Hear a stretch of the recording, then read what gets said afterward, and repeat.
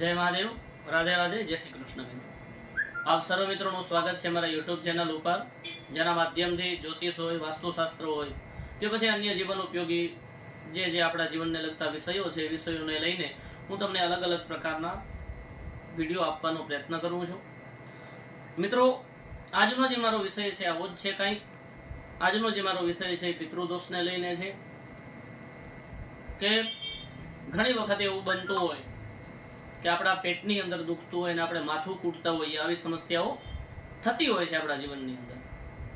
ઘણી વખત અલગ અલગ પ્રકારના ઘણા બધા આપણે પ્રયત્નો પણ કરતા હોઈએ છીએ, પણ તેમ છતાંય આપણને એનું કોઈ યોગ્ય અને સારું પરિણામ મળતું નથી. અલગ અલગ જગ્યાએથી આપણને જાણવા પણ મળતું હોય છે કે ભાઈ તમારે આ પ્રકારના દોષો છે. હવે આજે મારો વિષય છે પિતૃદોષને લઈને છે કે પિતૃદોષ હોય તો આપણે ખુદ કઈ રીતે જાણી શકીએ કે આપણા ઘરની અંદર પિતૃઓની અતૃપ્ત વાસના છે અને પિતૃદોષ આપણને લાગુ પડે છે. આવું આપણે કઈ રીતે જાણી શકીએ?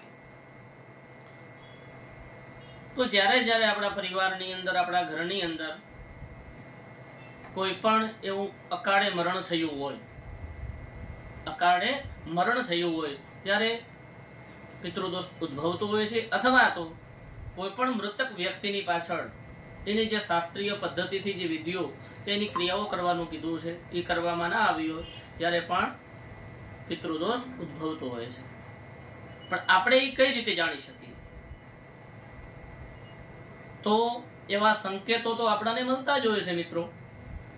જેમ કે આપણી બધી જે ઘણી બધી સમસ્યાઓ હોય એમાંથી મુખ્ય 4-5 તમને કહી દઉં, જેથી કરીને આપણે ખુદ જાણી શકીએ કે આ સમસ્યાથી આપણે પીડિત છીએ.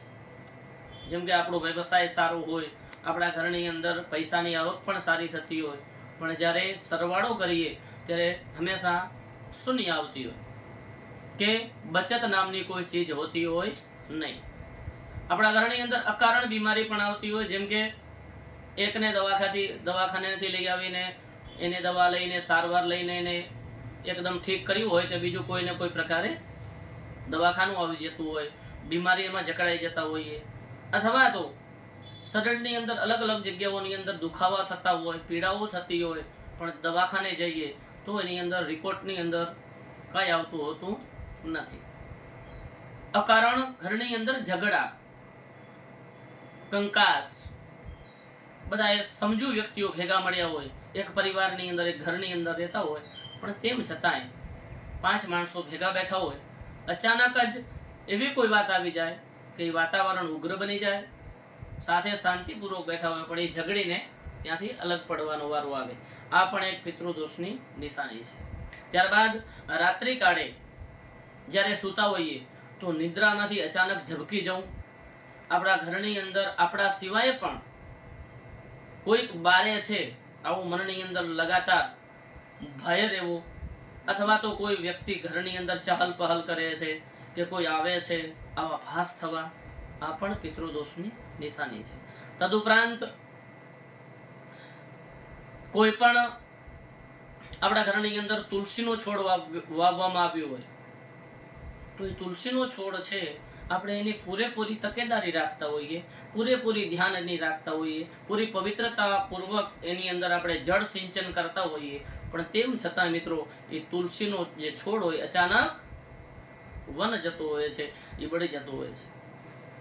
રાત્રે સપનાની અંદર નદી, નાળા, તળાવ એટલે કે પાણીનું દેખાવું, આપણાને કોઈ નદી દેખાય, સમુદ્ર દેખાય, તળાવ દેખાય તો આ પણ એક પિતૃદોષની નિશાની છે. અને રાત્રે સર્પનું દેખાવું કે નાગ આપણાને અથવા નાગણી દેખાય તો પણ એ પિતૃદોષની નિશાની છે.